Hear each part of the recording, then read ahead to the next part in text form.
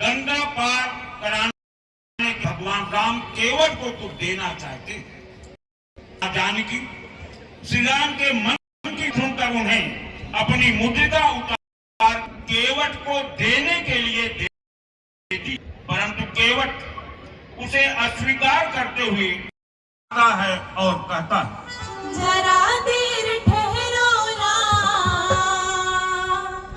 जरा देर ठहरो ना, तमन्ना यही है, अभी हमने जी भर के देखा नहीं है, अभी हमने जी भर के देखा नहीं है, जरा देर ठहरो ना, जरा देर ठहरो ना, तमन्ना यही है, अभी हमने जी।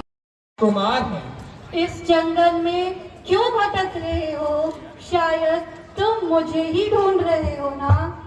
देवी, मैं आपके कथन का आशय नहीं समझा। यदि सुख भोगना चाहते हो तो मुझे अपनी दासी बना लो। इस प्रकार इस जंगल में तुझे तनिक भी कष्ट नहीं होगा। हे देवी, मैं तो विवाहित हूँ। देखो, मेरी पत्नी भी मेरे साथ है। हाँ, यदि तुम चाहो तो मेरे अनुज का वरण कर लो। सुपर्णखा लक्ष्मण के पास जाकर कहती, एक कुंवर जी, जरा मेरी ओर तो देखो। कौन? तुम कौन हो? यहाँ क्यों आई हो? मैं आपसे विवाह करने आई हूँ। तुम्हारी मति मारी गई है क्या? ना ना कुंवर जी, ऐसी बातें नहीं करते। चल हट, नहीं तो अभी एक बार मैं तुझे ठिकाने लगा दूंगा। सुपर्णखा क्रोधित होकर, तूने मेरा अपमान किया, अब नहीं छोड़ूंगी। इस वन में तुम सब चैन से नहीं रह पाओगे। यह कहती हुई सुपर्णखा सीता की ओर झपटती है। इस पर लक्ष्मण प्रभु राम का संकेत पाकर उसकी नाक और कान काट देते। लक्ष्मण अति राघव सो, नाक कान बिनती। धार कर मैं भैया राम का पता लगाने के लिए जा रहा हूँ, लेकिन आपसे प्रार्थना है कि आप इस रेखा के बाहर पैर ना रखना। लक्ष्मण के वहां से प्रस्थान करते ही, भिक्षा मिली, मुझे भिक्षा दो मां। सीता रावण को भिक्षा देने के लिए आगे बढ़ती है, लेकिन वह रेखा के बाहर नहीं आती। रावण बिना भिक्षा लिए ही पार करती है।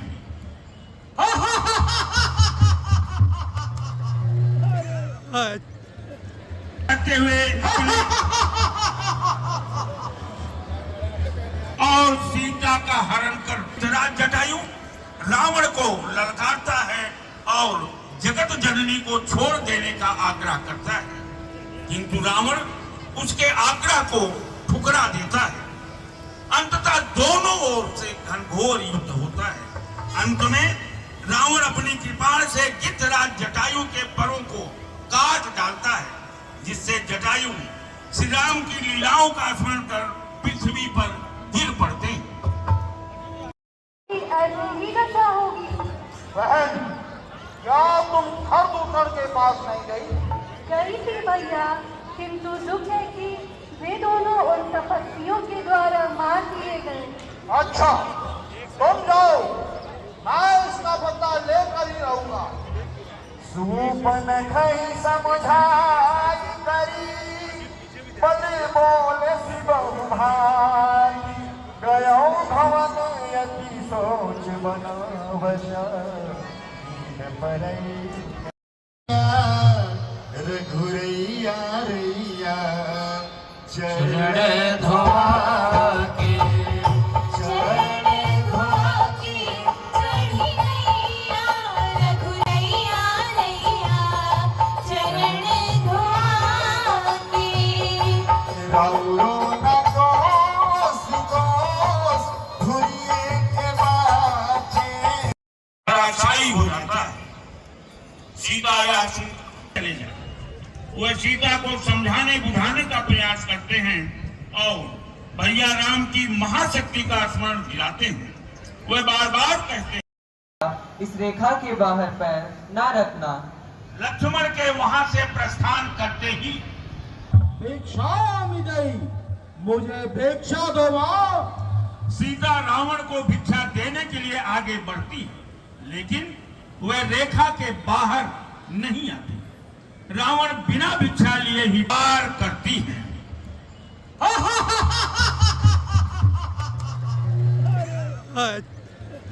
करते हुए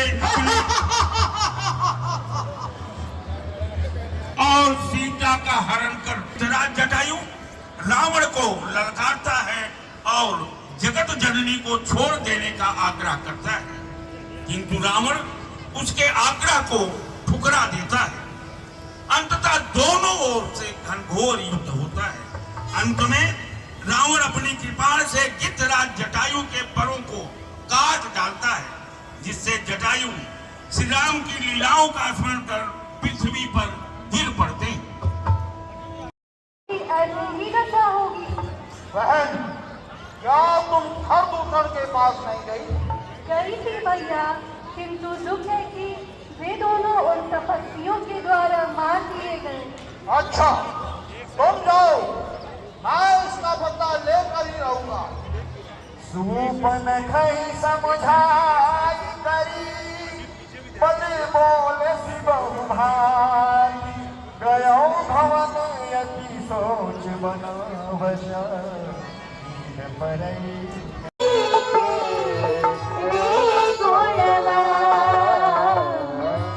हनुमान राम से पूछते हैं, आप दोनों कौन हैं? कहाँ के? विप्रदेव, मेरा नाम राम और मेरे भाई का नाम लक्ष्मण है। हम अयोध्या के राजा दशरथ के पुत्र। पिता की आज्ञा मानकर हम दोनों तथा मेरी पत्नी सीता वन में आए हैं। लगता है निशाचरों ने सीता का हरण कर लिया है। उन्हीं को खोजते हुए हम वन घूम रहे हैं। हनुमान प्रभु श्री राम को पहचान कर उन्हें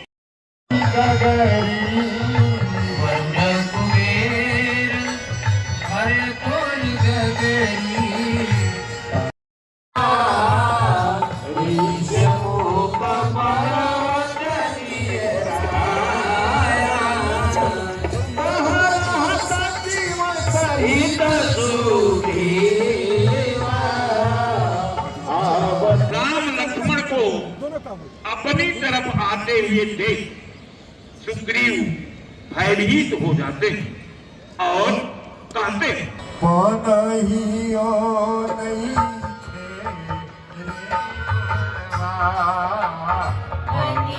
बने घूमे खूब दुनिया, अनहियो नहीं थी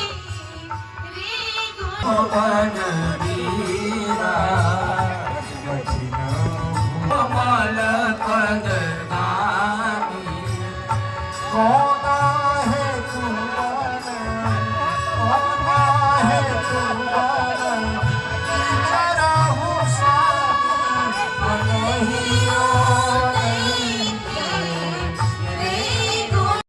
आकाश मार्ग से समुद्र को पार कर लंका की अशोक वाटिका में पहुंचे, जहां मां जानकी श्री राम के वियोग में तड़प रही। उसी समय रावण भी मंदोर पहुंचा और वहां पहुंचकर सीता से कहता, सुमुखी, एक बार मेरी ओर देखो तो सही, मैं तुम्हें लंका की महारानी बना दूंगा। लीला की तुम्हारी से उठाए हो जाए।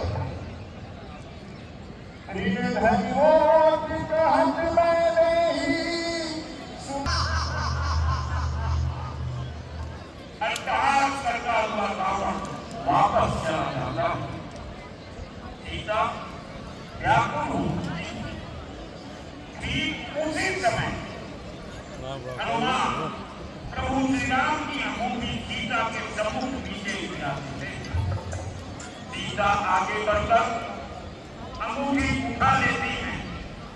उन्हें भय और आश्चर्य दोनों एक साथ होता है, क्योंकि वे जानती हैं जानकी को प्रणाम करते हैं,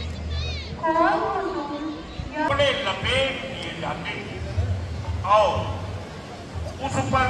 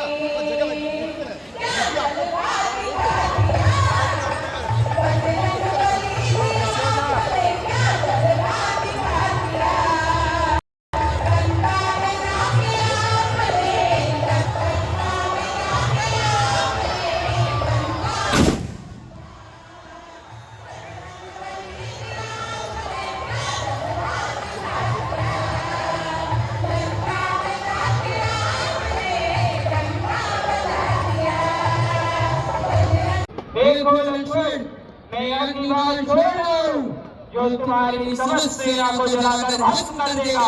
संभालो लक्ष्मण। मेघनाथ, तुम्हारे अग्निवार का प्रभाव समाप्त करने के लिए यह रहा मेरा दीवार। अच्छा, अब तुम यह रही मेरी वीर हाथी शक्ति।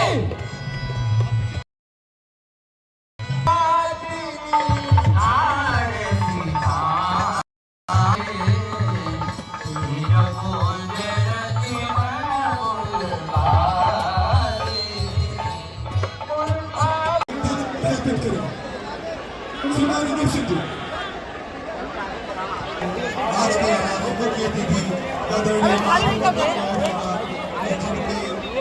से समझ और हम सब लोगों ने ये अच्छा पर्व दशहरा पर्व मनाया है। मैं आभार करता हूँ हमारे मुख्य विभागाध्यक्ष महोदय का इतना बड़ा कार्यक्रम संपन्न हो रहा है। मैं आभार करता हूँ विद्युत विभाग का कि आपके सहयोग के कारण इस ग्राउंड पर जो भी व्यवस्था के साथ साथ जो व्यवस्था हुई है इसमें आपका सहयोग निस्संदेह बहुत ही अच्छा है। मैं आभार व्यक्त करता हूँ हमारे रेल सुरक्षा बल के PCSC साहब का, सर आपने भी बहुत ही अच्छे तरीके से डील करते हुए और कई लोगों के बाद स्थिति को ध्यान करते हुए और आपने